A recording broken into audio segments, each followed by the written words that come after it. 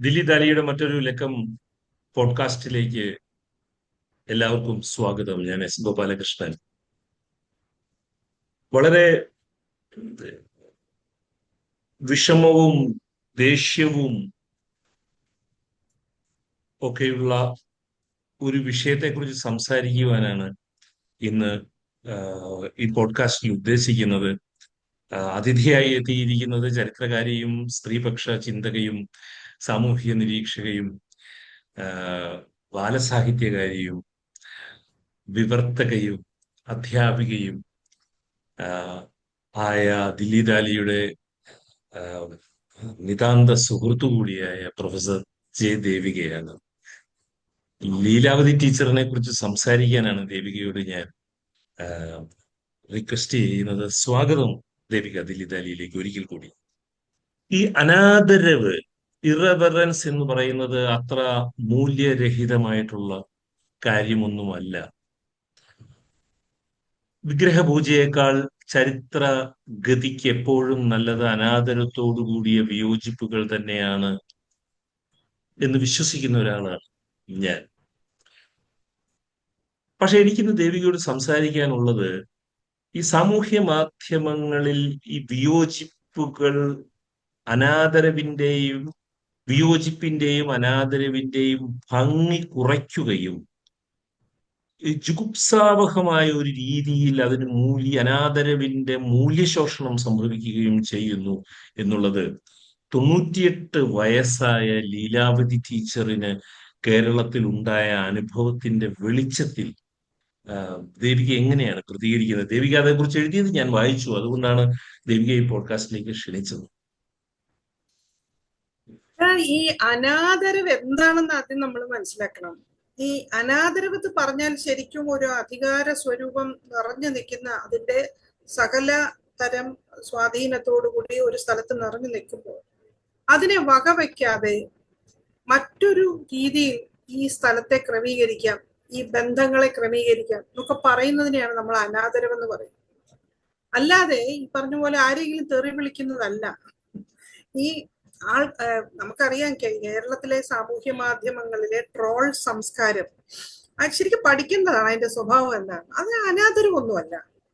അനാദരവ് എന്ന് പറഞ്ഞാൽ ഞാൻ നേരത്തെ പറഞ്ഞ പോലെ ഒരു അധികാര സ്വരൂപത്തെ നിങ്ങൾക്ക് എതിർക്കാൻ പറ്റില്ല. എന്നാലും നിങ്ങൾ ആദരവ് എന്തിനോ കിട്ടിക്കൊണ്ടിരുന്നു. അത് സാധാരണഗതിയിൽ അധികാര സ്വരൂപങ്ങൾക്കാണ് ആദരവ്. നമ്മൾ ഈ ഒരു തുല്യത ഇല്ലാത്ത ഒരു സമൂഹത്തെ എപ്പോഴും അങ്ങനെയാണ് സംഭവിക്കുക. ആ ഒരു അവസ്ഥയിൽ നിന്ന് നമ്മളൊരു മാറ്റം, മറ്റു തരത്തിൽ ഒരു ഭയരഹിതമായ രീതിയിൽ ആവശ്യപ്പെടുന്നതിനെയാണ് നമ്മൾ അനാദരവ് എന്ന് പറയുന്നത്. ഇപ്പൊ അനാദരവ് പലപ്പോഴും നമ്മുടെ ഇപ്പൊ ചിന്തയിൽ കാണാം. ഇപ്പൊ സ്ത്രീപക്ഷത്ത് നിന്നോ ദലിത് പക്ഷത്ത് നിന്നോ അല്ലെങ്കിൽ ന്യൂനപക്ഷത്തു നിന്നൊക്കെ ഭൂരിപക്ഷത്തിനെതിരെ, അധികാരികൾക്കെതിരെ ഉയർന്നു വരുന്ന ശബ്ദങ്ങളിൽ പലപ്പോഴും അനാദരവ് ഉണ്ടാവും. പക്ഷെ ഈ അനാദരവ് എന്ന് പറഞ്ഞാൽ തെറിവിളിയല്ല. അപ്പൊ നമ്മൾ ഈ കാണുന്നത് ഈ ട്രോളുകളുടെ ഇടയിൽ, ട്രോളുകളുടെ പെരുമാറ്റം എന്ന് പറഞ്ഞാല് അത് ഈ പറയുന്ന അധികാരത്തെ ഏതെങ്കിലും ഒരു അധികാര സ്വരൂപത്തിന്റെ കൈയായിട്ടാണ് അത് വർത്തിക്കുന്നത്, അല്ല തിരിച്ചല്ല. അതായത് ശക്തി ഉള്ളവർ, ശക്തി മുഴുവൻ സ്വന്തം കയ്യിൽ നിറച്ചു വെച്ചിരിക്കുന്ന ഒരു അധികാര സ്വരൂപം അവരുടെ പിണിയാളികളെ വിട്ട് അവരെ ചോദ്യം ചെയ്യുന്നവരെ, അവരോട് അനാദരവ് കാട്ടുന്നവരെ ഒതുക്കാനായിട്ടാണ് ഈ ട്രോളുകളെ ഉപയോഗിക്കുന്നത്. ഇപ്പൊ ലീലാവതി ടീച്ചർ എന്ന് പറഞ്ഞ, സത്യം പറഞ്ഞാൽ ലീലാവതി ടീച്ചറിനെ നിങ്ങളിപ്പം അനാദരവ് കാട്ടുന്ന ഒരാളായിട്ട് ലീലാവതി ടീച്ചറിനെ പറഞ്ഞാൽ നിങ്ങളൊക്കെ ചിരിക്കും. കാരണം ടീച്ചറിനെ പോലെ ഇത്രയും ഒരു എന്താ പറയാ, എല്ലാ തരത്തിലും ഗ്രേസ്ഫുൾ എന്നൊക്കെ ഇംഗ്ലീഷിൽ നമ്മൾ പറയുന്ന ഒരു വാക്ക്, ഗ്രേസ്ഫുൾ ആയ രീതിയിൽ പെരുമാറുകയും പിന്നെ ഒരു എന്താ പറയാ, ഒരു നമുക്ക് പരിചിതമായ ഒരു തരം ഒരു ഹിന്ദു സവർണതയുടെ ഉള്ളിൽ ജീവിക്കുകയും ചെയ്യുന്ന ഒരാള് അനാദരവിന്റെ പൂർത്തീകരണമാണെന്ന് പറഞ്ഞാൽ ഒരുപക്ഷെ ആൾക്കാര് അത് എന്തുകൊണ്ടാണെന്ന് ചോദിക്കും. സത്യത്തിൽ അതെ. കാരണം ഈ യാഥാസ്ഥിതികമായിട്ടുള്ള ഹിന്ദു സംസ്കാരം, വളരെ യാഥാസ്ഥിതികമായ പിതൃകേന്ദ്രിതമായ ഈ ഹിന്ദു സംസ്കാരത്തിൽ, അതായത് ഉത്തരേന്ത്യൻ എന്ന് നമുക്ക് വേണമെങ്കിൽ വിശേഷിപ്പിക്കാവുന്ന ഒരു തരം ഹിന്ദുത്വത്തിന്റെ ഉള്ളിൽ, ഹിന്ദു സംസ്കാരത്തിന്റെ, അതായത് ഹിന്ദുത്വത്തിന് വളരെ ഇഷ്ടം തോന്നുന്ന, അവര് സ്വയം തിരിച്ചറിയുന്ന ഒരു ഹിന്ദു സംസ്കാരത്തിന്റെ ഉള്ളിൽ ഈ ഹിന്ദു മതത്തിന്റെ തന്നെ മൂലഗ്രന്ഥങ്ങളെ കുറിച്ചൊക്കെ ഒരു സ്ത്രീ അഭിപ്രായങ്ങൾ എഴുതുക, അതൊക്കെ പഠിക്കുക, അതിനെക്കുറിച്ച് ആധികാരികമായിട്ട് സംസാരിക്കുക, ഇതൊക്കെ ശരിക്കും അനാദരവിന്റെ രൂപങ്ങളാണ്. അപ്പൊ അനാദരവ് കാട്ടിയ ഈ വയസ്സിയെ എന്ത് പറഞ്ഞാൽ എന്താണെന്നുള്ളതാണ്. അതുകൊണ്ടാണ് അവരെ പെട്ടെന്ന് വയസ്സിയാക്കിയിരിക്കുന്നതും അവരെ എന്ന് വെച്ചാൽ ഈ ട്രോളുകൾ ഇങ്ങനെയൊക്കെ പറയും. അത് നമുക്കെല്ലാം അറിയാം, എല്ലാ പാർട്ടിക്കാരുടെയും ട്രോളുകളുടെ ഭാഷ ഇങ്ങനെയാണ്. പക്ഷേ ഈ ലീലാവതി ടീച്ചറിനെ പോലെയുള്ള ഒരാളെ BJP-ക്കാരുടെ ട്രോളുകൾ ഇങ്ങനെയൊക്കെ പറയുമ്പോൾ BJP-യുടെ നേതൃത്വം പോലും ഒരു വാക്ക് ഉച്ചരിക്കാത്തതിന്റെ കാരണം അവരുടെ അടിസ്ഥാനപരമായ ഹിന്ദു ഭാവന, എനിക്കത് ഹിന്ദു ഭാവന എന്ന് വിളിക്കണമെന്ന് തന്നെ അറിയില്ല, പക്ഷെ ഹിന്ദു ഭാവന എന്ന് അവർ അവകാശപ്പെടുന്ന ആ സംഗതി, അതിന്റെ ഉള്ളിൽ ഒരു പണ്ഡിതയായ സ്ത്രീക്ക് യാതൊരു വിലയും ഇല്ല എന്നുള്ളതാണ്. അതുകൊണ്ടാണ് ഇവിടെ ശരിക്കും നമ്മളിപ്പം സംസാരിച്ചു തുടങ്ങിയപ്പം അനാദരവിന് വിലയില്ലാതെയായി എന്ന് പറഞ്ഞതിന്റെ ഞാൻ അതിനെ മനസ്സിലാക്കുന്ന ഇങ്ങനെ, അനാദരവ് എന്ന് പറഞ്ഞ ചവിട്ടി ഒതുക്കാൻ, തെറി വിളിച്ചും അപഹസിച്ചും വില കുറച്ചും പൊതുമണ്ഡലത്തിൽ എന്തും പറഞ്ഞു ഒരു 98 വയസ്സായ സ്ത്രീയോട് കണ്ണട അഴിച്ചു വെച്ച് മരിച്ചു വീഴാനൊക്കെ മരിക്ക് എന്നൊക്കെ പറയുന്ന തരത്തിലുള്ള, ചാവ് എന്നൊക്കെ പറയുന്ന തരത്തിലുള്ള ഭാഷ ഉപയോഗിക്കുന്ന മനുഷ്യരെ കൊണ്ട് അനാദരവ് കാട്ടിയ ഒരു സ്ത്രീയെ ശിക്ഷിക്കാൻ വളരെ സന്തോഷത്തോടു കൂടിയാണ് ഈ കേരളത്തിലെ ഹിന്ദുത്വ വലതുപക്ഷം മുന്നോട്ട് വന്നിരിക്കുന്നതെന്നാണ് എനിക്ക് തോന്നുന്നത്. ഈ ലീലാവതി ടീച്ചറിനെതിരെയുള്ള ഈ സോഷ്യൽ ഹേറ്റ്രഡ് ഈ സോഷ്യൽ ഹേറ്റ്രഡിൽ ലീലാവതി ടീച്ചർ നിൽക്കുന്ന നിലപാട് തറയില് നിരവധി ലീലാവതിമാരുണ്ട്. ഒന്ന്, ഒരു സ്ത്രീ; രണ്ട്, അതിലുമുപരി ഒരു പണ്ഡിത; മൂന്ന്, ഹിന്ദു സ്ത്രീയായി ജീവിച്ച ഇന്ത്യൻ ഇതിഹാസങ്ങളെയും വേദോപനിഷത്തുകളെയും ഒക്കെ ആഴത്തിൽ മനസ്സിലാക്കിയ ഒരു പണ്ഡിത; കുട്ടികളെ ഇഷ്ടപ്പെടുന്ന ഒരു മുത്തശ്ശി; മുസ്ലിം ഹിന്ദു ക്രിസ്ത്യൻ വ്യത്യാസങ്ങളിൽ ഇല്ലാതെ മനുഷ്യ ദുരിതങ്ങളിൽ സങ്കടപ്പെടുന്ന ഒരു സ്ത്രീ. ഇതിനെല്ലാം ഉപരിയായിട്ട് സമൂഹത്തെ പഠിപ്പിക്കുന്ന ഒരധ്യാപിക, 98 വയസ്സുകാരിയായ ഒരു സ്ത്രീ. ഇത്രയും പരിഗണനകൾ, ഇത്രയും കാര്യങ്ങൾ ഓർത്തുകൊണ്ട് തന്നെയാണ് ഈ ആക്രമണങ്ങൾ നടക്കുന്നത്. ഈ എല്ലാ നിലകളെയും ആക്രമിക്കാനുള്ള ഒരു ശ്രമം ഇതിന്റെ പിന്നിലുണ്ടെന്ന് എനിക്ക് തോന്നുന്നത്. കാരണം ഈ ട്രോളുകള് നിങ്ങൾ ശ്രദ്ധിച്ചിട്ട് ഏറ്റവും അധികം അവരുടെ പ്രായത്തെ കളിയാക്കിക്കൊണ്ടാണ്. അതെന്താന്ന് വെച്ചാൽ ഈ ട്രോളുകൾക്ക് ഇവരെ ആരാന്ന് പോലും അറിയില്ല എന്നുള്ള സത്യം.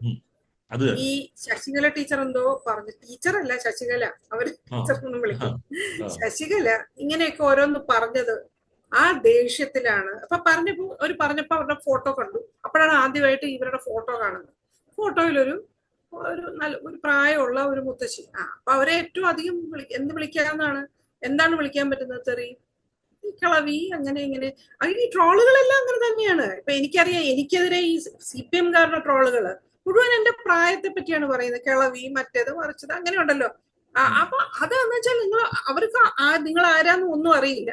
അവരുടെ പാർട്ടിക്കാരിങ്ങനെ ചൂണ്ടിക്കാണിച്ചു കൊടുത്തിട്ടുണ്ട്, ഇവരെ തെറി പറയണം, ഇവരെ ഓടിക്കണം, ഇവര് വാ തുറക്കരുത് എന്ന് ഉറപ്പ് വരുത്തണം. അതിപ്പോ ലീലാവ് ടീച്ചർ ആയാലും ശരി, പാർവതി തിരുവോത്തായാലും ശരി, ഞാനായാലും ശരി, ഞാൻ പല പ്രായക്കാരുടെ കാര്യം പറയും, എല്ലാവരെയും പച്ചയ്ക്ക് തെറി വിളിച്ചോളാൻ ഉള്ളൊരു ഇൻഡാസ് കൊടുത്തു കഴിഞ്ഞാൽ അത്രേ ഉള്ളവർക്ക്, അല്ലാതെ അതിൽ കൂടുതൽ അവർക്കൊന്നുമില്ല. പക്ഷെ ലീലാവ് ടീച്ചർ എന്ന് പറഞ്ഞാൽ ഇപ്പൊ ഈ നേതൃത്വം ഒന്നും കൊണ്ട് വിട്ടാതിരിക്കുന്നു എന്നുള്ളതാണ് എക്സ്പ്ലെയിൻ ചെയ്യേണ്ട കാര്യം. കാരണം ട്രോളുകൾ എങ്ങനെ പെരുമാറുന്നത് നമുക്കറിയാം. അത് മാത്രമല്ല, ഈ ശശികലയ്ക്കൊക്കെ ഇങ്ങനെ പറയാനുള്ള ഒരു ഇത് വരുന്നതും കാരണം വെച്ചാൽ വേറെ ഒന്നും കണ്ടില്ല. ലീലാവ് ടീച്ചർ ഈ നേരത്തെ ഗോപാലകൃഷ്ണൻ ചൂണ്ടിക്കാണിച്ച പോലെ ഈ ഹിന്ദു ഭാവനയിൽ ഒരു സ്ത്രീ ജീവിക്കേണ്ട ഗാർഹസ്ഥ്യം, ഒരു സ്ത്രീയുടെ ഗാർഹസ്ഥ്യം കൃത്യമായിട്ട് ജീവിച്ചിട്ടുള്ള ഒരാളാണ്. പക്ഷേ അവര് പറയുന്ന പോലെ വൈധവ്യം വന്നപ്പോ വീട്ടില് എല്ലാം കളഞ്ഞ് ഈ പറഞ്ഞ പോലെ പിന്നെ പട്ടിണി കിടന്ന് വീട്ടില് 30 വെള്ളി 30 ശനിയൊക്കെ നോക്കി കുത്തിയിരുന്നിട്ടൊന്നും ഇല്ല അവര്. അതൊന്ന്. പിന്നെ രണ്ടാമത് അവരുടെ ജീവിതത്തിൽ അവര് എത്രയൊക്കെ തന്നെ ഈ പറഞ്ഞ പോലെ ഒരു വ്യവസ്ഥാപിതമായ ഹിന്ദു സമുദായ സവർണ ഗാർഹസ്ഥ്യത്തിന് വഴങ്ങിയ സ്ത്രീ ആണെങ്കിലും അവരുടെ പാണ്ഡിത്യം തന്നെയാണ്, ആ പാണ്ഡിത്യത്തെ പിടിച്ച് തന്നെയാണ് അവർ ജീവിതം മുഴുവൻ നടന്നിട്ടുള്ളത്. അവരൊരു പണ്ഡിതയായിട്ട് തന്നെയാണ് ലോകത്തിന്റെ മുമ്പിൽ സ്വയം ലോകത്തിന്റെ മുമ്പിൽ ഇത് പറയുമ്പോ ഈ അവരുടെ പാണ്ഡിത്യത്തിന്റെ ഇത് പറയുന്ന സമയത്ത് ഇപ്പൊ നടക്കുന്ന ഈ അവർക്കെതിരെ നടക്കുന്ന ഈ ഹേറ്റ്രെഡിലോ ഈ 96-ാമത്തെ വയസ്സിൽ അവരെഴുതിയ ഒരു കവിതയുടെ ഒരു ഭാഗം ഞാനിത് വായിക്കായിരുന്നു. 96-ാമത്തെ വയസ്സിൽ അവരെഴുതിയ ഒരു കവിതയുടെ ഒരു ഇപ്പോഴും ഭാഗം.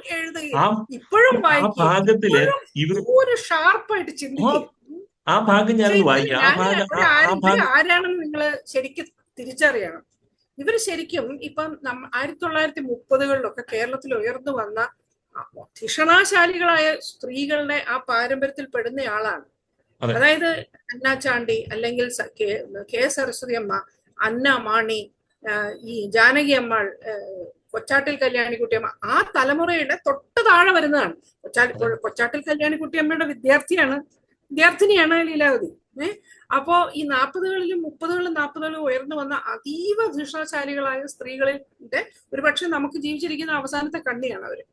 അപ്പൊ അവര് ശരിക്കും എന്താ പറയാ, ശാസ്ത്ര വിദ്യാർത്ഥിനിയായിരുന്നു. എന്നുവെച്ചാൽ ഈ അന്നത്തെ മലബാർ പ്രസിഡൻസിയിലെ 1ാം റാങ്കുകാരിയാണ്. 10ാം ക്ലാസ്സിലെ മെട്രിക്കുലേഷൻ പരീക്ഷയിൽ എവിടെ വേണമെങ്കിലും, വീട്ടിൽ സാമ്പത്തിക സ്ഥിതി ഇല്ലാത്തത് കൊണ്ട് മാത്രം ശാസ്ത്രം പഠിക്കാതെ പോയ ആളാണ്. അവർ ആ ശാസ്ത്രം, ഞാൻ ഇന്നും പറയാം, അവർ ശാസ്ത്രം പഠിച്ചിരുന്നെങ്കിൽ ഈ സി വി രാമനെയൊക്കെ പോലെ ആയാലും ആ നിലവാരം അവർ ഇന്ത്യൻ ഇൻസ്റ്റിറ്റ്യൂട്ട് ഓഫ് സയൻസിൽ പോയേനെ. And she would have been known as a brilliant scientist. കാരണം നിങ്ങൾ ശ്രദ്ധിച്ചിട്ടുണ്ട്, അവർ ഈ ലിബറൽ ഹ്യൂമനിസ്റ്റ് ആയിട്ടുള്ള ഒരു ഫ്രെയിം വർക്കിന്റെ ഉള്ളിലാണ് അവർ പ്രവർത്തിക്കുന്നത്, അവരുടെ ഒരു ക്രിട്ടിക് എന്നുള്ള നിലയ്ക്ക്. പക്ഷേ അവരുടെ ക്രിറ്റിസിസത്തിന്റെ ശക്തി അവരുടെ അനാലിസിസ് ആണ്. അനലിറ്റിക്കൽ ആയിട്ടുള്ള അപഗ്രഥനപരമായ ഒരു തരം ബുദ്ധിയുണ്ട് അവർക്ക്.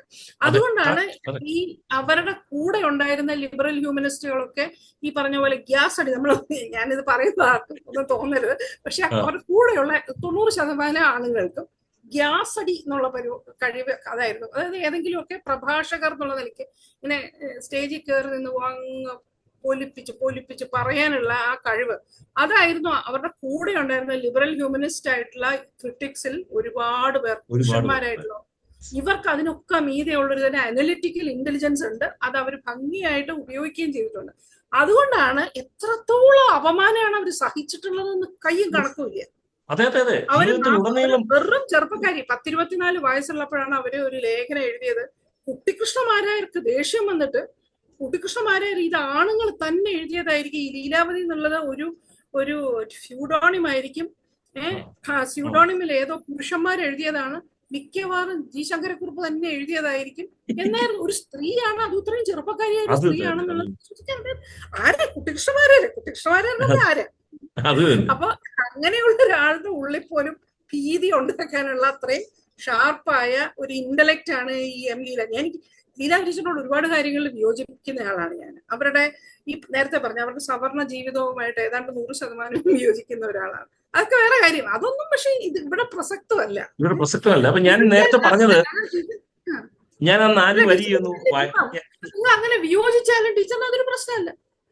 അല്ല, ഞാൻ ആ 4 വരി ഇപ്പൊ അവരോട് ഈ വിയോജിക്കുന്ന, അല്ലെങ്കിൽ ഇത്രയും മോശമായ ഭാഷയിൽ അവരെ അറ്റാക്ക് ചെയ്യുന്ന ആളുകളോട് പറയത്തക്ക രീതിയിലുള്ള ഒരു 4 വരി 96-ാമത്തെ വയസ്സിൽ 2 കൊല്ലം മുമ്പ് അവർ എഴുതിയതാണ്. പാപങ്ങളൊക്കെ കഴുകിക്കളയുവാൻ, താപങ്ങളൊക്കെ തഴുകി ആറ്റിയിടുവാൻ, അമ്പിളി നിൻ കരസ്പർശമാം ഗംഗയെ അൻപിൽ ഇനിയും ഈ കുട്ടരിൽ തൂവുക. അമ്പിളി നിൻ കരസ്പർശമാം ഗംഗയെ അൻപിൽ ഇനിയും ഈ കൂട്ടരിൽ തൂവുക എന്ന് 90. എന്ത് ബ്യൂട്ടിഫുൾ ആയിട്ടാണ്. നമ്മൾ കഴിഞ്ഞ ദിവസം അൻപിനെ കുറിച്ച് സംസാരിക്കുകയും ചെയ്തതാണ്. അപ്പോ നമ്മള് സംസാരിച്ചപ്പോ അല്ല, അപ്പോ അങ്ങനെയുള്ള ഒരാളെ അതുകൊണ്ട് തന്നെ ഒരു കാര്യം ഗോപാലകൃഷ്ണൻ ശ്രദ്ധിച്ചിട്ടുണ്ട്. ഇവര് മലയാള സാഹിത്യ വിമർശനത്തിൽ ആകെ കേരളത്തിലെ നമ്മള് ഈ സാഹിത്യ പൊതുമണ്ഡലത്തിന്റെ ചരിത്രം എടുത്തു നോക്കിയാൽ കേരളത്തില്, ഞാനിത് വേറൊരു സ്ഥലത്ത് എഴുതിയിട്ടുള്ളതാണ്, അതിന്റെ ഒരു സാമൂഹ്യ ശാസ്ത്രപരമായ രൂപം ഉണ്ടല്ലോ, സ്ഥാപന രൂപം. എന്താണെന്ന് ചോദിച്ചാൽ അതിന് ഞാൻ സ്വവർഗ സഹൃദയ സംഘങ്ങൾ എന്നാണ് അതിന് പേരിട്ടിരിക്കുന്നത്. ഹോമോ സോഷ്യൽ എന്ന് പറഞ്ഞ ഹോമോ ഇസ്തറ്റിക് സർക്കിൾസ് എന്നൊരു വാക്കാണ് ഇംഗ്ലീഷിൽ ഉണ്ടാക്കിയത്. മലയാളത്തിൽ അത് സ്വവർഗ സഹൃദയ സംഘങ്ങൾ എന്നാണ്. അതെന്ന് വെച്ചാൽ ഇപ്പൊ അതിൽ മുഴുവൻ പുരുഷന്മാരുടെ കൂട്ടങ്ങളാണ്. അതിന്റെ കേന്ദ്രത്തിൽ മിക്കവാറും ഒരു പ്രഗത്ഭനായ ഒരു വിമർശകനായിരിക്കും മിക്കവാറും.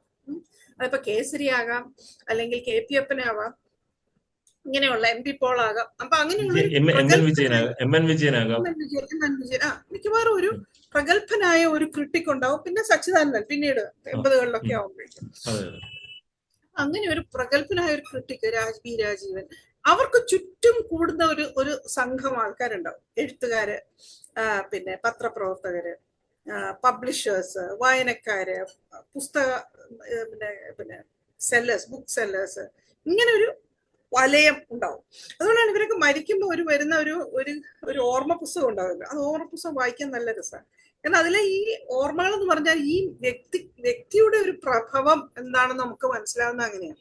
അപ്പൊ അങ്ങനെയുള്ള വൃത്തങ്ങൾ ഇവരെല്ലാവരും നിർമ്മിച്ചിട്ടുണ്ട്. ആ വൃത്തങ്ങളുടെ ബലത്തിലാണ് ഇവരുടെ സൗന്ദര്യപരമായ രാഷ്ട്രീയമായ നിലപാടുകളൊക്കെ സ്ഥാപിക്കാനും ഉറപ്പിക്കാനും ഒക്കെ ശ്രമിച്ചിട്ടുള്ളത്. ഇവർ തമ്മിലുള്ള ഈ സാഹിത്യ പൊതുമണ്ഡലത്തിലെ ബൗദ്ധികമായ കണ്ടന്റ് മുഴുവൻ സൃഷ്ടിച്ചിരിക്കുന്നത് ഇത്തരം സർക്കിൾസ് തമ്മിലുള്ള പോരുകളിൽ നിന്നോ അല്ലെങ്കിൽ എക്സ്ചേഞ്ചസിൽ നിന്നോ ഒക്കെയാണ്. അതൊന്നും ഇല്ലാത്ത ഒരാളാണ് ഈ ലീലാവതി. ശ്രദ്ധിച്ചിട്ടോ? ഇവര് എന്തുകൊണ്ടാണ് അത് ഇല്ലാത്തതെന്ന് ചോദിച്ചാൽ അത് സ്ത്രീ ആയതുകൊണ്ട് തന്നെയാണ്. അവർക്ക് ചുറ്റും അങ്ങനെ ഒരു വലയും ഇല്ല, അവർക്ക് വേണ്ടി പറയാൻ ആരുമില്ല എന്ന് മാത്രമല്ല, VK-നെയൊക്കെ പോലെയുള്ള ആൾക്കാർ അവരെ എന്തോ ഭീകരമായ രീതിയിൽ എത്ര അപമാനിച്ചിട്ടുള്ളതാണ്. അതിന്റെ ഒരു ശക്കലം പോലും താണു കൊടുക്കാത്ത സ്ത്രീയാണ് ഇവര്. പിന്നെ വേറൊരു കാര്യം ഞാൻ പറയാം. കേരളത്തിലെ ഏറ്റവും നല്ല പ്രഭാഷകരിൽ ഒരാള് തന്നെയായിരുന്നു ടീച്ചർ. ടീച്ചറുടെ എനിക്ക് ഓർമ്മയുണ്ട്, ഞാൻ ആദ്യമൊക്കെ കേൾക്കുമ്പോൾ ഈ പറഞ്ഞ പോലെയാണ് എന്തൊരു അനലിറ്റിക്കൽ ഇന്റലിജൻസ്, എന്ത് ഷാർപ്പായിട്ടാണ് കാവ്യങ്ങളെയൊക്കെ അനലൈസ് ചെയ്യുന്നത്. പക്ഷേ അവർക്ക് അവരുടെ ഗാർഹിക ഉത്തരവാദിത്തങ്ങളുടെ ഒരു കാരണം കൊണ്ട് ഒരുപാട് കാലം ഈ പ്രഭാഷക സർക്യൂട്ടിൽ നിന്ന് മാറി നിൽക്കേണ്ടി വന്നിട്ടുണ്ട്. എന്നിട്ടും അവരുടെ ഒരു തിളക്കം ശകലവും പോയിട്ടില്ല. അതേസമയം നിങ്ങൾക്കറിയാലോ, പ്രസംഗിച്ച് മാത്രം ഈ പ്രഭാഷക ഈ ക്രിട്ടിക്കിന്റെ നിലയിലേക്ക് ഉയർന്നു വന്ന എത്ര ആണുങ്ങളുണ്ട് കേരളത്തിൽ ഇന്ന് പോലും. ഈ പ്രഭാഷണ ചാതുര്യം ഒന്നുകൊണ്ട് മാത്രം അതൊരു തരം പെർഫോമൻസ് ആണ്. ഈ സ്റ്റേജിൽ കയറി നിന്ന് പ്രത്യേക തരത്തിൽ ശരീരവും ശബ്ദവും ഒക്കെ മോഡ്യൂലേറ്റ് ചെയ്യും. ഇത് അങ്ങനെയൊന്നുമല്ല. ഇവരുടെ പ്രഭാഷണം എന്ന് പറഞ്ഞാൽ ശരിക്കും അനലിറ്റിക്കൽ ഇന്റലിജൻസിന്റെ ഒരു ഭയങ്കരമായ പ്രകടനമാണ് ആയിരുന്നു. ഞാൻ പണ്ട് കേട്ടു.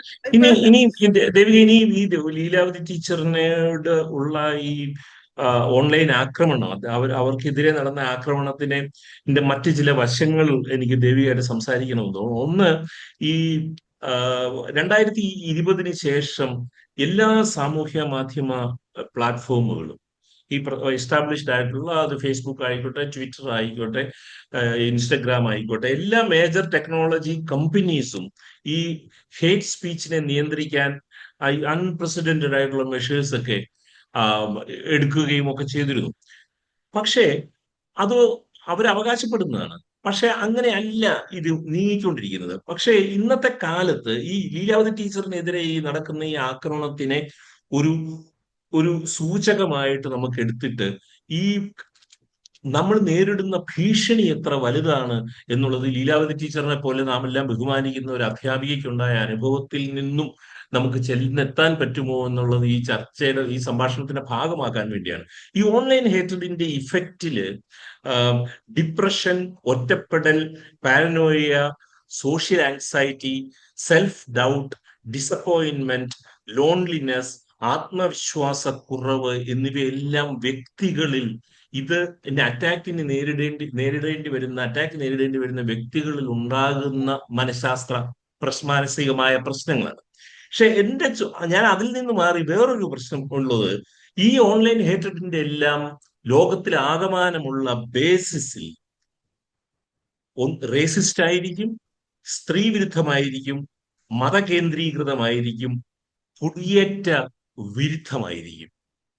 ഈ 4 സ്വഭാവങ്ങളിൽ ഏതാണ്ട് 3 സ്വഭാവവും വാലിഡേറ്റ് ചെയ്യപ്പെടുന്നുണ്ട് ലീലാവതി ടീച്ചറിനെതിരെ നടന്ന ഈ ആക്രമണത്തിൽ. അതിനോട് എനിക്ക് യോജിപ്പാണ്. ഇതായാലും തമാശ എന്ന് വെച്ചാൽ എനിക്ക് അനുഭവം ഉള്ളതാണ്. ഈ ട്രോളിങ്ങിനെ നമ്മൾ എതിർത്താൽ ഉടനെ വന്നിട്ട് പറയും, നിങ്ങളൊന്നും സ്വതന്ത്രമായ ചർച്ചയ്ക്ക് തയ്യാറല്ല. എനിക്ക് ഈ CPM ട്രോളുകളെ ഒരു വലിയ ലിബറൽസ് ആണെന്ന് സ്വയം അവകാശപ്പെടുന്ന ആൾക്കാരായതുകൊണ്ടായിരിക്കും അവർ ചിലപ്പോൾ അത് പറയുന്നത്. കാരണം ഈ BJP-ക്കാര് ലിബറൽസ് ഒന്നും അല്ലാത്തത് കൊണ്ട് പിന്നെ അവർക്ക് അങ്ങനത്തെ യാതൊരു ഇതും ഇല്ലായിരിക്കും. പക്ഷേ നമ്മള് ഈ CPM-കാരുടെ ട്രോളുകൾ ഇതുപോലെ കളവി തള്ള അങ്ങനെ ഇങ്ങനെയെന്നൊക്കെ വിളിച്ചിട്ട് ഉള്ള തരം, അത് നമ്മൾ പ്രതിഷേധിച്ച ഉടനെ പറയും അപ്പൊ നിങ്ങളുടെ അഭിപ്രായത്തെ ആരും ഒന്നും പറയാൻ പാടില്ല. അപ്പൊ ഈ അഭിപ്രായം ഒരു അഭിപ്രായത്തെ വിമർശിക്കുന്നതും ഒരാളെ വ്യക്തിപരമായിട്ട് ആക്രമിക്കുന്നതും ഒന്നാണെന്ന് ഉള്ള മട്ടിലുള്ള ഒരു ഒരു ഒരു അങ്ങനെ ഒരു പ്രതീതി വരുത്താൻ ഈ സോഷ്യൽ മീഡിയയിലുള്ള ട്രോളുകളുടെ ബഹുഭൂരിപക്ഷം, അവർ വലിയൊരു ആർമി ആയതുകൊണ്ട് അവർക്ക് പറ്റും എന്നുള്ളതാണ്. അതുപോലെ തന്നെ എന്താണ് നമ്മള് ഇപ്പൊ ഒരു ഈ ഭയങ്കര ഒരു ആൾക്കൂട്ടത്തിന്റെ ബലം ഉണ്ടല്ലോ അവർക്ക്. പണ്ടൊക്കെ ഇപ്പൊ നമ്മള് തിരുവനന്തപുരത്തൊക്കെ പണ്ട് ഈ ഓഫ്ലൈൻ മീറ്റിംഗ്സ് മാത്രമുള്ള സമയത്ത് ഒരു സ്ത്രീ എഴുന്നേറ്റ് നിന്ന് ഒരു അഭിപ്രായം പറഞ്ഞാൽ കൂവി തോപ്പിക്കാം നമുക്ക്. ഇങ്ങനെ ശബ്ദം ഉണ്ടാക്കി അവരുടെ ശബ്ദം കേൾപ്പിക്കാതാക്കാൻ പറ്റും. ഇപ്പോഴെന്താ പ്രശ്നം എന്ന് വെച്ചാൽ ഇപ്പൊ ഒരു സ്ത്രീ ഓൺലൈനിൽ ഒരു അഭിപ്രായം പറഞ്ഞാലേ വേറൊന്നും ചെയ്യാനില്ല. അവരെ പിന്നെ ഇങ്ങനെ സ്മോദർ ചെയ്യാൻ പറ്റും. അവരെ നേരിട്ട് കൈകാര്യം ചെയ്യാൻ പറ്റില്ലല്ലോ. അപ്പൊ എന്താ ചെയ്യുന്നതെന്ന് വെച്ചാൽ അവരെ വിളിക്കാവുന്ന പരമാവധി തെറികളും അതും ഇതും ഒക്കെ വിളിക്കുക. എനിക്ക് തോന്നുന്നു ഇപ്പം ലീലാവതി ടീച്ചറായാലും ഞാനായാലും ഒന്നും നമുക്കൊന്നും ഇത് അത്ര ബാധിക്കാത്തത്. അതായത് ഇപ്പൊ ചെറുപ്പക്കാർക്കാണെങ്കിൽ ഇതൊക്കെ കൊണ്ട് ശരിക്കും പെട്ടെന്ന് ഡിപ്രഷനോ ഇതൊക്കെ വരുന്നുണ്ട്. നമുക്കത് ബാധിക്കാത്തത് ഒരു പക്ഷേ ഈ ഓഫ്ലൈൻ എന്ന് പറയുന്ന അനുഭവം നല്ലപോലെ ഉള്ളതുകൊണ്ടായിരിക്കും. ഈ ഓഫ്ലൈൻ അനുഭവത്തിൽ ഈ കൂവി തോപ്പിക്കുന്ന ആൾക്കാരെ നമ്മൾ കണ്ടിട്ടുള്ളത് കൊണ്ട് നമുക്ക് ഈ ഓൺലൈനിലെ കൂവലൊന്നും ഒരു പ്രശ്നമല്ലാന്ന് തോന്നുന്നു. നമ്മുടെ ശബ്ദം എന്തായാലും കേൾക്കുമല്ലോ, ആരൊക്കെ എന്തൊക്കെ കൂവിയാലും. പിന്നെ അതുകൊണ്ട് നമുക്ക് പറയാൻ മടിയില്ല, അത് പറയാനുള്ളത് പറയും. ടീച്ചർ അത്ര കൂളായിട്ട് അതിനെ എടുത്തിരിക്കുന്നു. അത് അവര് പണ്ടേ, അവരിപ്പോഴൊന്നും അല്ല, അവര് വളരെ പണ്ടേ പറയുന്ന കാര്യങ്ങളാണ്. അതാണ് ഇപ്പൊ അടൂരിനെതിരെ ഈ ആക്രമണം ഉണ്ടായപ്പോൾ അടൂര് ചഞ്ചലനായി. അതെന്ന് വെച്ചാൽ അടൂരിനൊക്കെ ഇങ്ങനെ ഓരോ വേദികളിൽ കയറിയുന്ന ആൾക്കാരുടെ പൂമാല മാത്രമേ കിട്ടിയിട്ടുള്ളൂ. അടൂരിനെതിരെയും നടന്ന ആക്രമണം തീർച്ചയായിട്ടും ഒരു കണ്ടം ചെയ്യപ്പെടുന്നതാണ്. രീതി, അടൂരിനെ ആക്രമിച്ച രീതി, അത് നമുക്ക് ഈ വിഷയത്തിൽ പരിധിക്ക് വരുന്നതല്ല. പക്ഷെ ഇനി ഇപ്പൊ നേരത്തെ പറഞ്ഞ ഒരു പോയിന്റ് ഉണ്ടല്ലോ, ഈ സമാന അതുകൊണ്ടാണ് അടൂരിന് ഓൺലൈൻ ആയാലും ഓഫ്ലൈൻ ആയാലും പൂമാലയെ കിട്ടിയിട്ടുള്ളൂ. അത് പുരുഷനായതുകൊണ്ടും പിതൃമേധാവി ആയതുകൊണ്ടുമാണ് കിട്ടുന്നത്. നമുക്കൊന്നും അങ്ങനെ യാതൊന്നും, എന്തിനാണ് ലീലാവതി ടീച്ചറിനെ പോലുള്ള ഒരാൾക്ക് പോലും കിട്ടിയിട്ടില്ല, പിന്നെയാണ് ബാക്കിയുള്ളവരുടെയൊക്കെ കാര്യം. അപ്പൊ നമുക്കൊക്കെ ഈ കല്ലേറല്ല അതൊന്നും കിട്ടിയിട്ടില്ലല്ലോ. അപ്പൊ ആരെന്ത് പറഞ്ഞാൽ നമുക്കെന്താ. പക്ഷെ ഈ ചെറുപ്പക്കാരെ കുട്ടികൾക്ക് അങ്ങനെയല്ല. അവര് ഈ ഓഫ്ലൈൻ എന്നും പറഞ്ഞാൽ അവർക്ക് അതൊന്നും ഇല്ല. അവരുടെ ആക്ടിവിസം, അവരുടെ ഈ സ്വയം പ്രകടനം ആദ്യമായിട്ട് നടക്കും. അതുകൊണ്ടാണ് ഈ ഓഫ്ലൈൻ വേദികൾ വേണ്ടത്. ഓഫ്ലൈൻ വേദികൾ വേണ്ടാന്ന് അതൊരു തരം സ്കൂള് പോലെയാണ്. നമുക്ക് ഒരു ഇത്തരം കാര്യങ്ങളിൽ നമുക്ക് കോൺഫിഡൻസ് കിട്ടാൻ അത്യാവശ്യം വേണ്ടത് തന്നെയാണ് ഈ ഓഫ്ലൈൻ. ഈ ഓഫ്ലൈൻ വേദികളിലെ എതിർപ്പുകളെ നേരിട്ട് പാകപ്പെട്ട് കഴിഞ്ഞാല് പിന്നെ ഈ ഓൺലൈൻ ഒന്നും നമുക്കൊരു പ്രശ്നമേ അല്ല. പക്ഷെ അങ്ങനെയല്ല ചെറുപ്പക്കാരെ സംബന്ധിച്ചിടത്തോളം. നേരത്തെ ഈ സമാന ഹൃദയരുടെ ഒരു കാര്യം പറഞ്ഞിരുന്നത് ദേവിക. ഈ സമാന ഹൃദയർ എന്ന് പറയുന്നത് പൊതുവെ നമ്മൾ പറഞ്ഞ് ശീലിച്ചിരിക്കുന്നത് സമാന ഹൃദയർ എന്ന് പറയുന്നത് ഒരു നല്ലൊരു ഏർപ്പാടായിട്ടായിരുന്നു. കുറെ നല്ല ആളുകൾ സമാന ഹൃദയർ എന്ന് പറയുന്നത് നല്ലവരാണല്ലോ. പക്ഷേ ഇപ്പോൾ ഈ അറ്റാക്ക്, ഈ സോഷ്യൽ മീഡിയയിൽ ഇത്രയും ഹേറ്റ്രഡോടുകൂടി പറയുന്ന ആളുകളെല്ലാം സമാന ഹൃദയരാണ്. ആണോന്ന് എനിക്ക് അറിഞ്ഞൂടാ കേട്ടോ. അവർക്ക് സമാന ഹൃദയമാണോ അതോ ഒരുതരം മോഷനാണോ? സമാന മോഷൻ, സമാന ക്രിയ ആണോ എന്നാണ് എനിക്ക്. കാരണം ഇപ്പൊ നമ്മള് ഈ പറയുന്ന പലർക്കും ഇവരെന്താ പറയുന്നതെന്ന് കൂടി അറിഞ്ഞൂടെ. ഇവർക്ക് ആകെ അറിയാവുന്നത് നമ്മുടെ ഒരു ശത്രു അതാ നിൽക്കണം, അവര് ഏതെങ്കിലും തരത്തിലൊക്കെ ആക്രമിച്ചേക്കുക. അപ്പൊ ഞാൻ ചിലപ്പോ എനിക്ക് നോക്കുമ്പോ സമാന ഹൃദയം ഒന്നും ആവണമെന്നൊന്നും ഇല്ല. നമുക്ക് എതിരെന്നുള്ള, അപ്പൊ ഹൃദയവുമായിട്ട് ഒരു ബന്ധവുമില്ല. സമാന ഹൃദയ ശൂന്യത എന്ന് വേണമെങ്കിൽ പറയാം. അല്ലേ? ഹൃദയം ഇല്ലാത്ത ഞാൻ ഈ ദേവിയോട് ഇന്ന് സംസാരിക്കണമല്ലോ എന്ന് വിചാരിച്ച്, അപ്പൊ ഞാൻ ഈ ഹോളോകോസ്റ്റിന് ആയിട്ട് ബന്ധപ്പെട്ട വീഡിയോസ് ഒക്കെ കാണുകയായിരുന്നു. അപ്പൊ ഈ എങ്ങനെയാണ് ഈ ഹേറ്റ് സ്പീച്ച് എല്ലാ ഹോളോകോസ്റ്റുകൾക്കും തൊട്ടു മുൻപ് അതെ നടന്നിരുന്ന ഹേറ്റ് സ്പീച്ചുകളെ കുറിച്ച് ഞാൻ അതെ വായിക്കുകയായിരുന്നു. അപ്പോ ജൂതനാണെന്നുള്ള ഒരു ഒറ്റ ഐഡന്റിറ്റിയിലാണ് എത്രയോ സാധാരണക്കാർ കൊല്ലപ്പെട്ടതും പീഡിപ്പിക്കപ്പെട്ടതും ചരിത്രത്തിൽ ഈ ഹോളോകോസ്റ്റിന്റെ ലെവൽ. ഈ സോഷ്യൽ മീഡിയയിൽ ഇപ്പോൾ ഈ ഹേറ്റ് സ്പീച്ച് നടത്തുന്നവർ മനസ്സിലാക്കേണ്ട ഒരു കാര്യം, ഒരു ഹേറ്റ് സ്പീച്ച് ഒരു ഹോളോകോസ്റ്റിലേക്ക് മാറാനും വംശഹത്യയിലേക്ക് മാറാനും വലിയ ദൂരമില്ല എന്നുള്ളതാണ്. പെട്ടെന്ന് ഇതൊരു വംശഹത്യയിലേക്കോ അല്ലെങ്കിൽ വലിയ കൂട്ടക്കൊലകളിലേക്കോ വലിയ ഉന്മൂലനങ്ങളിലേക്കോ ഒക്കെ ഒരു ഹേറ്റ് സ്പീച്ചിന്റെ അന്തരീക്ഷം മാറാം എന്നുള്ളത് തോന്നുന്നുണ്ടോ ദേവിക്ക്? ഇത് ഈ സ്ത്രീകൾക്കെതിരെയുള്ള ഈ എന്താ പറയാ ഒരു വലതുപക്ഷത്തിന്റെ ഉയർച്ച, ലോകത്ത് വലതുപക്ഷത്തിന്റെ ഉയർച്ച എന്ന് പറഞ്ഞാൽ സ്ത്രീകളുടെയും ദലിതരുടെയും ഒക്കെ അവസാനം എന്നുള്ളത് തന്നെയാണ്. അവരെ ചവിട്ടി താഴ്ത്തുക, ഒന്നെങ്കിൽ അവരെ പരിപൂർണമായിട്ട് കാൽക്കീഴിലാക്കുക, അങ്ങനെ കാൽക്കീഴിൽ നിൽക്കാൻ സമ്മതിക്കാത്തവരെ കൊന്നുകളയുക എന്നുള്ളത് തന്നെ. ഇത് ഇങ്ങനെ തന്നെയാണ് അതിന്റെ പോക്ക്. അപ്പോ ഈ ഹെയ്റ്റ് സ്പീച്ച് കൂടി വരിക, ഇപ്പൊ തന്നെ നമ്മൾ കാണുന്നില്ലേ, അയർലൻഡിലും UK-യിലും ഒക്കെ എത്രയോ കാലമായിട്ട് അവിടെ ഇരുന്ന ഇന്ത്യക്കാർ പെട്ടെന്ന് ഈ പഴയ ജർമ്മനിയിലെ ജൂതന്മാരുടെ 1930-കളിലെ ജൂതന്മാരുടെ അവസ്ഥയിലേക്കാണ് ഇന്ത്യൻസിനെയാണ്, ഇന്ത്യക്കാരെയാണ് പുഷ് ചെയ്തുകൊണ്ടിരിക്കുന്നത്. അപ്പൊ അതിന് അത് ഇന്ത്യക്കാരെന്നും പറയാനില്ല, സൗത്ത് ഏഷ്യൻസ് ആണ്. അപ്പോ ഏതൊരു സൗത്ത് ഏഷ്യൻ, അത് ആണായാലും പെണ്ണായാലും ഹിന്ദു ആയാലും മുസ്ലിം ആയാലും ക്രിസ്ത്യാനി ആയാലും ആരായാലും, അവരെല്ലാവരും ഈ പഴയ 1930s ജൂതന്മാരെ പോലെ ഈ ഒരു നാട് കട്ടുപിടിക്കാനായിട്ട് അവിടെ ചെന്ന് കയറിയവരാണ്. അവിടെ നടക്കുന്ന എല്ലാത്തരം ക്രൈമിനും ഉത്തരവാദികൾ അവരാണെന്നൊക്കെയുള്ള ഈ ഒരുതരം, അത് എവിടുന്ന് ജൂതന്മാർ, പലതരം ജൂതന്മാരുണ്ട്, അങ്ങനെ അതുപോലെ സൗത്ത് ഏഷ്യയിൽ നിന്ന് പല രാജ്യങ്ങളിൽ നിന്ന് വരുന്നവരുണ്ട്. അതൊന്നും ഒരു വിഷയമേ അല്ലാത്ത രീതിയിൽ അവരെ എല്ലാം കൂടെ വല്ലാതെ ഒരുതരം ഹിംസാത്മകമായ ഒരുതരം ഏകീകരണം നടത്തിയിട്ട് പിന്നെ കൊല്ലാൻ അത് പിന്നെ ഒരു എക്സ്ക്യൂസ് ആയി മാറുകയാണല്ലോ. അത് പിന്നെ കൊല്ലാൻ സ്കേപ്പ് കോട്ട് എന്ന് പറയില്ല, അങ്ങനെ സ്കേപ്പ് കോട്ട് ചെയ്തിട്ട് അവസാനം ഈ ഒരു മാസ് പാരനോയ്ക്ക് വിട്ടുകൊടുക്കുക എന്നുള്ള പോലത്തെ. ഞാനിന്ന് ഈ ഹോളോകോസ്റ്റിന്റെ ഒക്കെ വായിച്ചുകൊണ്ടിരിക്കുന്ന സമയത്ത് ഐക്യരാഷ്ട്രസഭയുടെ ഇത്തരം ഡീറ്റെയിൽസിൽ വർക്ക് ചെയ്ത ഒരു എക്സ്പെർട്ടിന്റെ ഒരു വീഡിയോ കാണുകയായിരുന്നു. അപ്പൊ അതിനകത്ത് ഈ റുവാണ്ടയില് നടന്ന വംശഹത്യയില് ഈ ഒരു പ്രത്യേക വംശത്തിലെ ആളുകളെ പാറ്റകളായിട്ട് വിളിക്കുകയാണ്. അപ്പൊ പാറ്റകളാണ്, ഒരു ജനത പാറ്റകളാണെന്ന് കണ്ടു കഴിഞ്ഞാൽ പിന്നെ പാറ്റകളെ കൊല്ലുകയല്ലാതെ നിർത്തിയില്ലല്ലോ. പക്ഷെ അതിനൊരു കാര്യമുണ്ട്, ഇപ്പൊ ഈ അത്രയും ഈ സ്പീച്ച് ഇപ്പം സോഷ്യൽ മീഡിയ കൂടെ വന്നതോട് ഈ സ്പീച്ച് എത്ര നമുക്ക് ഇഷ്ടമില്ലാത്തവർക്കെതിരെ ഇടതുപക്ഷത്തിന്റെ അകത്ത് തന്നെ ധാരാളം പ്രയോഗിക്കുന്നുണ്ടെന്ന് ആലോചിക്കണം. കുറച്ചു നാൾ മുമ്പ് നടന്നൊരു ചർച്ചയിൽ ഇടതുപക്ഷത്തിന്റെ ഉള്ളിലാണ് CPM അല്ലാത്ത ഒരാൾക്കെതിരെ ഒരു കൂട്ട ആക്രമണം ഉണ്ടായപ്പോ അവരുടെ ആൾക്കാർ എന്ന് സംശയിക്കപ്പെടുന്ന മനുഷ്യരെ മുഴുവനും പാറ്റകളാണ്, അവര് വെറും കീടങ്ങളാണ് അവര് എന്നൊക്കെ വർണ്ണിച്ചത് കേരളത്തിലെ ഒരു തലമൂത്ത എഴുത്തുകാരിയാണ്, വലിയ എന്താ പറയാ എല്ലാരും വായിക്കുന്ന ഒരു എഴുത്തുകാരിയാണ്. അങ്ങനെ അവര് വലിയ ഇടതുപക്ഷക്കാരിയായിട്ട് സ്വയം ചമഞ്ഞിരിക്കുന്ന ഒരു എഴുത്തുകാരിയാണ് അത് പറഞ്ഞത്, പാറ്റാന്നും കീടം. അപ്പൊ അതിന്റെ അർത്ഥം എന്താ? ശരിക്കും ഈ ഹെയ്റ്റ് സ്പീച്ച് എന്ന് പറയുന്ന ഒരു ഫ്രീ കറൻസി ആയിട്ട് മാറിയിരിക്കുക. അതായത് ട്രോളുകൾ നമ്മുടെ കേരളത്തിൽ പലപ്പോഴും സാഹിത്യകാരികൾ, എഴുത്തുകാരന്മാരൊക്കെ, എഴുത്തുകാർ എന്നൊക്കെ അവകാശപ്പെടുന്ന ആൾക്കാർ ട്രോൾ നിലവാരത്തിലാണ് സോഷ്യൽ മീഡിയയിൽ പെരുമാറുന്നത്.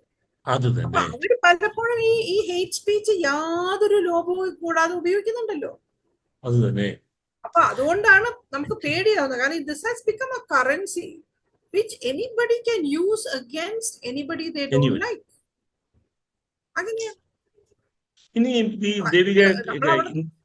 ദേവി ഇന്നലെ എഴുതിയ കുറിപ്പിലെ ഒരു ഭാഗത്തിലേക്ക് ഞാൻ പോവുകയാണ്. അതായത് ഈ RSS പ്രതിനിധീകരിക്കുന്ന എബ്രഹാമിക് മൂല്യങ്ങളുടെ ഏറ്റവും പൈശാചികമായ വ്യാഖ്യാനമാണ് നെതന്യാഹു എന്ന് ദേവിക കഴിഞ്ഞ ദിവസം എഴുതിയിരുന്നു. അതൊന്ന് വിശദീകരിക്കാം. അത് ഒന്ന്, എബ്രഹാമിക് മൂല്യങ്ങൾ എന്ന് പറഞ്ഞാൽ നമ്മൾ സാധാരണ സെമറ്റിക് മതങ്ങളുമായിട്ടാണ് അസോസിയേറ്റ് ചെയ്യുന്നത്. പക്ഷെ അതായത് പുതിയ ഈ യഥാർത്ഥത്തിലുള്ള സെമറ്റിക് മതങ്ങളുടെ യഥാർത്ഥ മാനിഫെസ്റ്റേഷൻസ് ഉണ്ടല്ലോ ലോകത്ത് പല ഭാഗത്തും. പലപ്പോഴും നമ്മൾ എബ്രഹാമിക് മൂല്യങ്ങൾ എന്ന് പറയുന്ന ഒരു ഐഡിയൽ ടൈപ്പ് ഉണ്ട്.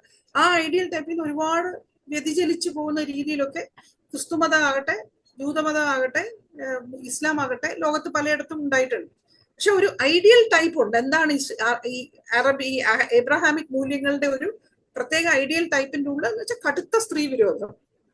സ്ത്രീകൾക്ക് യാതൊരു തരത്തിലുള്ള ജ്ഞാനാധികാരം ശകലവും കൊടുക്കാതിരിക്കുക, പരിപൂർണമായിട്ടും ജ്ഞാനാധികാരവും ആചാരപരമായ അധികാരവും ചില എന്താ പറയാ കുടുംബ പശ്ചാത്തലങ്ങളിൽ ഒഴിച്ചാൽ വേറെ എങ്ങും കൊടുക്കാതിരിക്കുക എന്നുള്ളത് അതിന്റെ അടിയുറച്ച ഒരു സ്വഭാവമാണ്.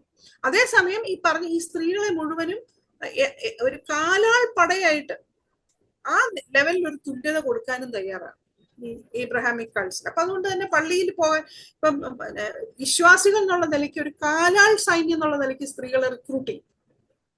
പക്ഷെ ഒരിക്കലും ഒരു ജ്ഞാനാധികാരമോ അല്ലെങ്കിൽ ഈ പറഞ്ഞ പോലെ ഈ ആചാരങ്ങൾ നിർണ്ണയിക്കാനുള്ള അധികാരമോ അവർക്ക് കൊടുക്കില്ല. ഇതാണ് ഈ എബ്രഹാമിക് റിലിജൻസിന്റെ ഒരു സ്വഭാവം. ഞാൻ നേരത്തെ പറഞ്ഞ പോലെ ഇതൊരു ഐഡിയൽ ടൈപ്പാണ്. ഓൺ ദ ഗ്രൗണ്ട് നിങ്ങൾ നോക്കിയാൽ ഒരു പക്ഷെ പല സ്ഥലങ്ങളിലും ക്രിസ്തുമതമാകട്ടെ, ഇസ്ലാം ആകട്ടെ, ജൂതമതമാകട്ടെ, ഇതൊന്നും ഇതിന് സ്ട്രിക്റ്റ് ആയിട്ട് ഇങ്ങനെയല്ല, സ്ട്രിക്റ്റ് ആയിട്ട് ഈ രീതിയിലല്ല പോകുന്നത്. പക്ഷെ ഇതാണ് ഒരു ഐഡിയൽ ടൈപ്പ് ഈ എബ്രഹാമിക് ഫെയ്ത്ത് എന്ന് പറയുന്നത്, എബ്രഹാമിക് മൂല്യങ്ങളുടെ.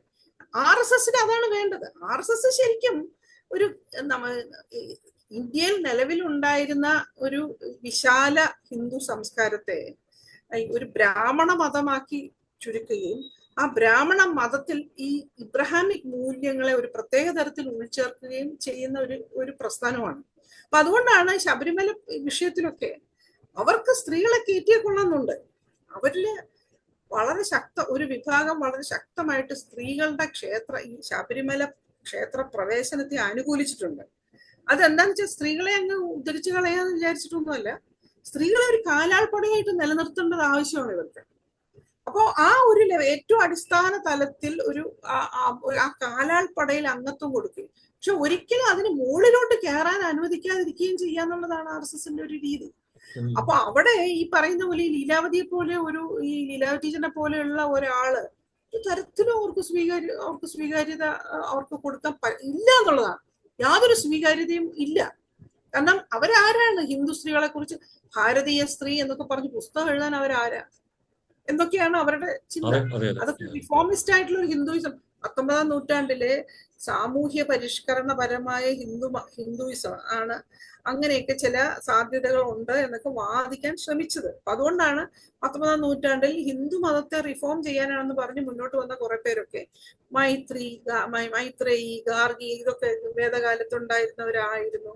പിന്നെ ശ്രീശങ്കരനോട് വാദിക്കാൻ പോയ അവരെ പറ്റി, ആ സ്ത്രീയെ പറ്റി ഒക്കെ ഇങ്ങനെ പറയാനൊക്കെ ശ്രമിക്കുന്നതല്ലാതെ ശരിക്കും അതൊക്കെ പറഞ്ഞതിന് തന്നെ ഇവിടുത്തെ ജാതി യാഥാസ്ഥികത്വം അവർക്കെതിരെ ആഞ്ഞടിക്കുകയായിരുന്നു. പിന്നെ ദേശീയ പ്രസ്ഥാനത്തിന്റെ ഭാഗമായി മാറിയതുകൊണ്ട് അത്തരം ഹിന്ദുയിസം ഗാന്ധിയിലൂടെ ദേശീയ പ്രസ്ഥാനത്തിന്റെ ഭാഗമായിട്ട് മാറിയതുകൊണ്ട് മാത്രമാണ് ഇടക്കാലത്ത് അതൊന്നും ഒതുങ്ങി നിന്നത്. പിന്നീട് ഗാന്ധിയൻ ചിന്ത പിൻവലിയുകയും RSSന്റെ ചിന്ത വീണ്ടും ഈ ഹിന്ദു മണ്ഡലത്തിന്റെ ഉള്ളിൽ, ഹിന്ദു സാമൂഹ്യ മണ്ഡലത്തിൽ ശക്തമാവുകയും ചെയ്യുന്നതോടുകൂടി ഈ പറഞ്ഞ പോലെയാണ് ഇപ്പം ചട്ടമ്പി സ്വാമികളെ അല്ലല്ലോ ഇവരാരും ആരാധിക്കുന്നത്. ഇപ്പം ചട്ടമ്പി സ്വാമികള് സ്ത്രീകൾക്ക് കൊടുത്ത വേദാധികാരത്തെ പറ്റി ഒന്നും പറഞ്ഞുകൊണ്ടല്ല ഈ കേരളത്തിലെ ഈ RSS ശബരിമല സ്ത്രീ പ്രവേശനത്തെ അനുകൂലിക്കാൻ നടന്നത്. വളരെ കൃത്യമായ ഒരു പൊളിറ്റിക്കൽ കാൽക്കുലേഷന്റെ അടിസ്ഥാനത്തിലാണ്. കുറെ പെണ്ണുങ്ങളും കൂടി ഇവിടെ ചെന്ന് കയറിയാൽ അത്രയും പേരെയും കൂടെ നമുക്ക് ഈ ഭക്തി എന്ന് പറയുന്ന സംഗതിയിലേക്ക്, ഭക്തിയല്ല ഇവരുടെ ഈ ഹിന്ദുത്വ പരമായിട്ടുള്ള ഒരു തരം വിധേയത്വ ഭക്തി ഉണ്ടത്, ശരിക്കുള്ള ഭക്തിയല്ല, ഈ വിധേയത്വത്തിലേക്ക് കൊണ്ടുവരാൻ പറ്റും എന്നുള്ള ആ കാൽക്കുലേഷന്റെ പേരിൽ മാത്രമാണ്. അല്ലാതെ ഞാൻ ആ ചർച്ച മുഴുവൻ നന്നായിട്ട് പഠിച്ചിട്ടുള്ളതാണ്. അതാരും തന്നെ ഒരാൾ പോലും ഈ പിന്നെ ശൂദ്രന്മാരോട് കാണിച്ച നീചത്വത്തെ പറ്റി ചട്ടമ്പി സ്വാമി ഉയർത്തിയ വാദങ്ങളെ പിടിച്ചിട്ടൊന്നും ഒരു വാക്ക് പോലും ആരും എവിടെയും പറഞ്ഞു ഞാൻ കണ്ടിട്ടില്ല. അതാണ് എന്റെ സംഗതി. ഈ ദേവിക പറഞ്ഞൊരു പ്രധാനപ്പെട്ട പോയിന്റ് ഈ ഓഫ്ലൈൻ മീറ്റിങ്ങുകളുടെയും കൂട്ടായ്മകളുടെയും ആവശ്യം ഇക്കാലത്തെ ചെറുപ്പക്കാരുടെ ഇടയിലും ഈ ഓൺലൈനിൽ ഏറ്റവും വലിയ എക്സ്പ്രഷൻ ഓൺലൈനിലായി മാറിയ ഈ സമൂഹത്തിൽ ഓഫ്ലൈൻ മീറ്റിങ്ങുകളുടെയും കൂട്ടായ്മകളുടെയും ആവശ്യം എന്ന് പറയുന്നത് വളരെ പ്രധാനപ്പെട്ട ഒരു ഒരു പോയിന്റാണ്. തീർച്ചയായിട്ടും ഒരു സംശയവും ഇല്ല. കാരണം വാട്ട് ഇസ് റിയൽ വേൾഡ് എന്നുള്ളതിനെ കുറിച്ച് നമുക്ക് ഒരു ധാരണ ഇതല്ല. ഈ ഓൺലൈനിൽ കാണുന്നതൊന്നും അല്ല റിയൽ വേൾഡ്. ഈ ഓൺലൈനിൽ കണ്ട് ഈ തെറി വിളിക്കുന്നവരെ ചിലപ്പോൾ നമ്മൾ പുറത്തു വെച്ച് കണ്ടാൽ വളരെ ബഹുമാനത്തോടെ സംസാരിക്കുന്നതാണ്. എനിക്കത് ശരിക്കും അനുഭവം ഉണ്ടായിട്ടുണ്ട്. ഈ ആശാ സമരത്തിനിടയിൽ ഭീകരമായിട്ടും ട്രോൾ ചെയ്തുകൊണ്ടിരുന്ന ഏതോ കുറെ ആൾക്കാരുണ്ട് നിരന്തരം. അതിലൊരാളെ ഞാൻ സൂപ്പർ മാർക്കറ്റ് വെച്ച് കണ്ടപ്പോൾ അയാൾ ഓടി വന്നിട്ട് അടുത്ത് മാഡം എന്നൊക്കെ പറഞ്ഞു. അപ്പൊ ഞാൻ ഇതാരാന്ന് എനിക്കറിയില്ല. അല്ല, ഞാൻ മാഡത്തിനെ എപ്പോഴും ട്രോൾ ചെയ്യാറുണ്ട് അയാൾ പറയാ എന്നോട്. എനിക്ക് എന്താ പറയേണ്ടതെന്ന് അറിയാം. അല്ല, നമ്മളെല്ലാം നമ്മള് പാർട്ടിയാണ്, നമ്മള് CPM-ന്റെ ആളാണ്. അപ്പൊ ഞാൻ അങ്ങനെയൊക്കെ പറയും. അത് അപ്പൊ അതായത് അയാൾ ഓൺലൈൻ ജീവി അല്ല അയാൾ എന്ന് സ്ഥാപിക്കാൻ നോക്കുകയാണ്. ഇതുപോലെ എനിക്ക് വേറെ ഒരു അവസരത്തിലും പറ്റിയിട്ടുണ്ട്. ഇതുപോലെ ഈ മനുഷ്യ വന്യജീവി സംഘർഷത്തെ പറ്റി ഞാൻ എഴുതിയ പല കാര്യങ്ങളോട് വലിയ വിയോജിപ്പുണ്ടെന്നും പറഞ്ഞ് കുറെ തെറി വിളിച്ച ഒരാൾ ഇതുപോലെ ഞാൻ അയാളെ നേരിട്ട് കണ്ടപ്പോ അയാൾ ഭയങ്കര വർത്തമാനം. അതാണ് ഇത് രണ്ട് മേഖലയായി. ഇതുമായിട്ട് രണ്ടും തമ്മിൽ ഈ രണ്ടാണെന്ന് തമ്മിൽ ബന്ധങ്ങളുണ്ട്, ഇല്ലെന്നല്ല, കൊടുക്കൽ വാങ്ങലുകളൊക്കെ ഇല്ലെന്നല്ല. പക്ഷേ അത് ഇത് രണ്ടാണെന്ന് ഉറച്ച ഒരു ധാരണ ഉണ്ടെങ്കിൽ നമ്മൾ അത്ര പെട്ടെന്നൊന്നും പതറില്ല എന്നുള്ളതാണ് കാര്യം. പിന്നെ വേറൊരു കാര്യം കൂടെ എനിക്ക് ഇവിടെ ഇതുമായിട്ട് ബന്ധമുള്ളതല്ല, പക്ഷെ പറയണം. ഞാനിത് പറഞ്ഞാല് ഇപ്പൊ പണ്ഡിത എന്ന് പറയുന്ന സ്ഥാനം ഈ യാഥാസ്ഥിക ഹിന്ദുമതം അംഗീകരിക്കുന്നില്ല എന്ന് പറഞ്ഞാൽ നിർമ്മല സീതാരാമൻ എന്ന് പറഞ്ഞുകൊണ്ട് വരും ആൾക്കാർ. നിർമ്മല സീതാരാമൻ BJP-യിലുള്ളതല്ലേ? അവര് ഈ യാഥാസ്ഥിക ഹിന്ദു മതം പറയുന്നവരുടെ കൂടെയല്ലേ? അവരെ ഫൈനാൻസ് മിനിസ്റ്റർ ആക്കിയില്ലേ എന്നൊക്കെ ചോദിക്കും. ശരിയാണ്, ഫൈനാൻസ് മിനിസ്റ്റർ അവര് തന്നെയാണ്, അതിൽ സംശയമൊന്നുമില്ല. പക്ഷേ സംഗതി എന്താന്ന് വെച്ചാൽ നിർമ്മല സീതാരാമൻ ഒരു പണ്ഡിതയല്ല. നിർമ്മല സീതാരാമൻ ഒരു വിദഗ്ധയാണ്, ഒരു സാമ്പത്തിക വിദഗ്ധ, ഫൈനാൻസ് എക്സ്പേർട്ടാണ്. അവർ പഠിച്ചിട്ടുണ്ട്, JNU-ലൊക്കെ പഠിച്ചിട്ടുണ്ടാവും. പക്ഷെ അവർ ഈ എക്സ്പെർട്ടീസ് എന്ന് പറഞ്ഞ സാധനം എപ്പോഴും വളരെ പ്രശ്നകരമാണ്. ഈ പാണ്ഡിത്യം എന്ന് പറഞ്ഞാൽ അതിന് ഈ എന്താ പറയാ വളരെ യാഥാസ്ഥിതിക പിന്നെ ജന്മഭേദ ജാതി വ്യവസ്ഥയ്ക്കുള്ളിൽ പോലും ഈ പാണ്ഡിത്യം എന്ന് പറയുന്നതിന് ഒരു എന്താ പറയാ ആപേക്ഷിക സ്വതന്ത്ര നിലയുണ്ട്. രാജാവിന്റെ മുമ്പിൽ പോലും തല ഉലിക്കാൻ പാടില്ലാത്ത ഒരു നിലയാണ് ഈ പണ്ഡിതന്റെ അല്ലെങ്കിൽ പണ്ഡിതയുടെ നില. ഈ അങ്ങനെയുള്ള ഒരു നില കൈക്കൊള്ളാൻ ഒരു സ്ത്രീക്ക് പാടില്ല എന്നുള്ളത് തന്നെയാണ്. പക്ഷെ Nirmala Sitharaman is only an expert. അവരൊരു വിദഗ്ധ മാത്രമാണ്. വൈദഗ്ധ്യം എന്ന് പറഞ്ഞാൽ ആർക്കും വേണമെങ്കിൽ വില കൊടുത്ത് വാങ്ങിക്കാവുന്ന ഒരു സാധനം പോലുമാണ് വൈദഗ്ധ്യം. അപ്പൊ എക്സ്പെർട്ടീസ് ഇസ് ഓൾവേസ് ഒരു സ്കില്ലാണ്. അത് വേണമെങ്കിൽ നമുക്ക് വിൽക്കാം.